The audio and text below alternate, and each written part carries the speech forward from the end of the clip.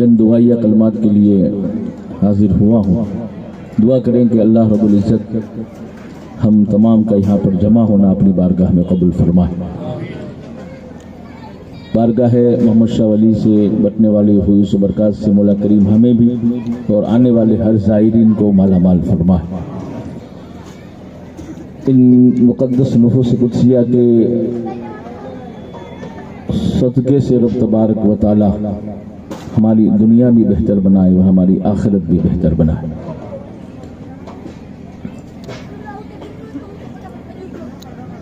نام ہی نام ہے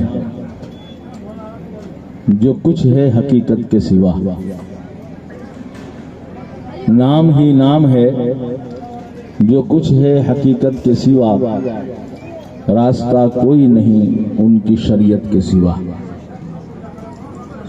پاس سجدے بھی تھے روزے بھی زکوٰۃ و حج بھی، پاس سجدے بھی تھے روزے بھی زکوٰۃ و حج بھی، حشر میں کام نہ آیا رحمت کے سوا، حشر میں کام نہ آیا رحمت کے سوا۔ اور دل پہ دلدار کی ہر وقت نظر رہتی ہے۔ کبھی آپ نے باپو صاحب سے ہمارا فرمائیں کہ ہم جس مجلس میں حاضر ہیں اور جس دربار میں حاضر ہیں، ہم انہیں دیکھیں نہ دیکھیں وہ ہمیں دیکھ رہے ہیں۔ دل پہ دلدار کی ہر وقت نظر رہتی ہے، اس کی سرکار میں کچھ بھی نہیں نیت کے سوا، اس کی سرکار میں کچھ بھی نہیں نیت کے سوا۔ دن کو ہوشیار رہو رات کو بیدار رہو، دن کو ہوشیار رہو رات کو بیدار رہو، چین کی نیند ملتی ہے کہاں تربت کے سوا، چین کی نیند ملتی ہے کہاں تربت کے سوا۔ نبی اور آئے نبی کی بارگاہ میں درود پاک پڑھے، اللہم صلی علی سیدنا و نبینا مولانا محمد و علی آل سیدنا مولانا محمد و صحابہ بارک وسلم، صلاۃ و سلام علیک یا رسول اللہ و علی آلک و صحبک یا شفیعنا یوم الجزاء۔ اللہ تبارک و تعالیٰ کا فرمان، سورہ فاتحہ کی آخری آیتوں کو میں نے تلاوت کیا، برکتاً اس کا ترجمہ کر دوں اور چند ضروری باتیں جو فی الوقت میرے ذہن میں ہیں آپ کی گوش گزار اس امید کے ساتھ کرنا چاہتا ہوں کہ مولا کریم اسے سن کر کے مجھے بھی اور آپ تمام حضرات کو عمل کی توفیق عطا فرمائے۔ وہ فرماتا ہے کہ میرے بندو، جب میری بارگاہ میں تم دعا مانگو اور میری بارگاہ میں جب تم اپنا دست سوال دراز کرو تو تمہیں چاہیے کہ تم اس طریقے سے میری بارگاہ میں دعا مانگو کہ یہ رب ہمارے تو ہمیں سیدھا راستہ چلا۔ اس چند ہی باتیں مجھے بیان کرنی ہے، اگر آپ توجہ سے سنیں گے تو انشاءاللہ تعالی اس کی برکات ضرور مجھے بھی نصیب ہوں گے اور آپ کو بھی نصیب ہوں گے۔ اللہ تبارک و تعالی ہم تمام سے یہ ارشاد فرماتا ہے کہ جب میری بارگاہ میں تم دعا مانگو تو دعا اس طرح سے مانگا کرو، یعنی رب خود تعلیم فرما رہا ہے دعا کی کہ اے رب ہمارے تو ہمیں سیدھا راستہ چلا۔ اب سوال یہ ہے کہ جب ہم رب کی بارگاہ میں سیدھے راستے کی دعا مانگتے ہیں جسے صراط مستقیم کہتے ہیں، تو یہ صراط مستقیم ہے کیا؟ صراط مستقیم کسے کہتے ہیں؟ وہ کہاں ہے؟ کیسا ہے؟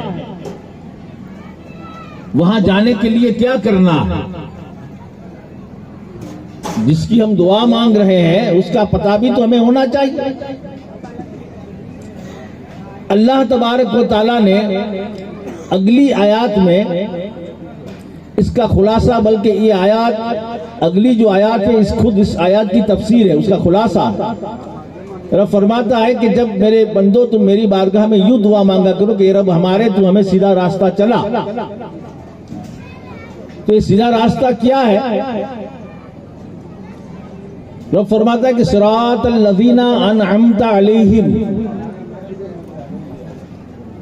راستہ ان لوگوں کا کہ جن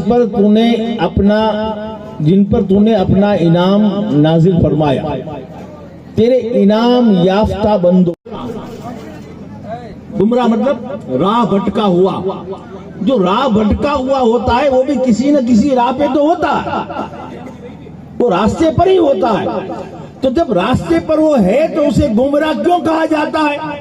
کہا اس لیے جاتا ہے کہ وہ راستے پر تو ہے لیکن ایسے راستے پر ہے کہ جس راستے پر چل کر کے منزل نہیں ملتی. جن راستوں پر منزل نہیں ہے وہ گمراہ ہے، وہ بھٹکا دینے والے راستے ہیں. اس لیے رب فرماتا ہے کہ میرے بندو تم راستوں کی تلاش مت کرنا، چلنے والوں کی تلاش کر لینا.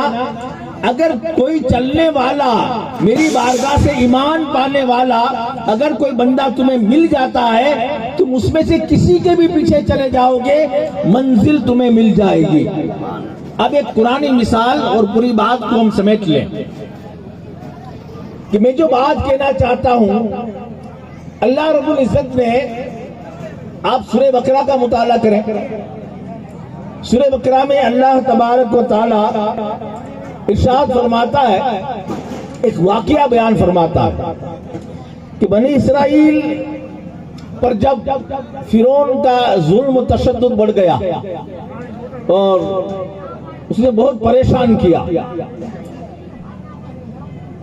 تو بنی اسرائیل نے سیدنا موسیٰ علیہ السلام کو فریاد کی.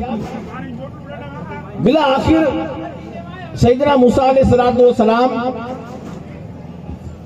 ایک رات بنی اسرائیلیوں کو لے کر کے فرعون کی حکومت کو چھوڑ کر کے دوسری جگہ جانے کے لیے نکل گئے.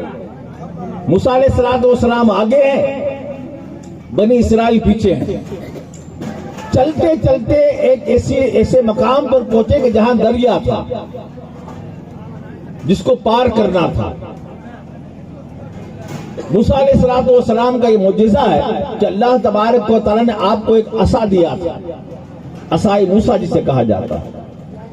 موسیٰ علیہ السلام نے اس عصے کو پانی پر مارا تو پانی میں 12 راستے ہو گئے، کیونکہ 12 پریوار تھے، 12 خاندان اور 12 قبیلے تھے. اب جیسے پانی میں راستہ ہوا تو سب قبیلے والے، سیدنا موسیٰ علیہ السلام آگے ہیں اور سارے بنی اسرائیل پیچھے پیچھے ہیں. سامنے کنارے سمندر کو پار کر کے چلے گئے. جب صبح ہوئی تو فرعون کو پتا چلا کہ بنی اسرائیل تو ہماری حکومت، ہمارا ملک چھوڑ کر چلے گئے اور موسیٰ علیہ السلام کے پیچھے گئے اور موسیٰ علیہ السلام ان کو لے کر کے گئے. تو اس نے بھی اپنے لشکر کو تیار کیا، تقریباً 3 لاکھ کا لشکر تھا. فرعون آگے ہیں، پورا لشکر پیچھے. ان کے قدموں کو تلاش کیا گیا کہ کس راہ پر گئے ہیں. اسی راہ پر تلاش کرتے کرتے وہ دریا تک پہنچے تو کیا دیکھا کہ درمیان میں دریا ہے، وہ بنی اسرائیل جو سامنے کنارے پر ہے، لیکن راستے بنے ہوئے ہیں. فرعون نے اپنے ماننے والوں کو، اپنے لشکریوں کو کہا کہ چلو، راستہ سمندر میں موجود ہے اور بنی اسرائیل سامنے کنارے پر ہیں، اسی راستے پر چل کر گئے ہیں، سمندر نے راستہ دے دیا، چلو میں بھی اندر کودتا ہوں اور آپ بھی چلو میرے پیچھے. فرعون نے بھی اس راستے پر چلنا شروع کیا اور جو فرعونی لوگ تھے لشکر، وہ بھی اس کے پیچھے پیچھے چلنے لگے. جب فرعون اور اس کا لشکر بیچ دریا پہنچا، مد دریا جسے کہتے ہیں، سینٹرل میں بیچ دریا جب پہنچا، اللہ تبارک و تعالیٰ نے پانی کو حکم دیا کہ جو عصائے موسیٰ کی وجہ سے تم جو راستے بنائے تھے سمندر میں، اب اس کی کوئی حاجت نہیں، ضرورت نہیں، تم راستے بند کر دو. پانی مل گیا. قرآن کہتا ہے کہ فرعون اور اس کا سارا لشکر اس پانی میں غرق ہو گیا، ڈوب گیا. واقعہ یہی تک ہے، یہ قرآنی واقعہ ہے. اب ہمیں سمجھنا کیا؟ سمجھنا یہ ہے کہ رب تبارک و تعالیٰ نے کیوں یہ ارشاد فرمایا کہ صراط الذین انعمت علیہم، راستہ ان لوگوں کا جو میری بارگاہ سے انعام پائے ہوئے. راستہ نہیں دکھایا بلکہ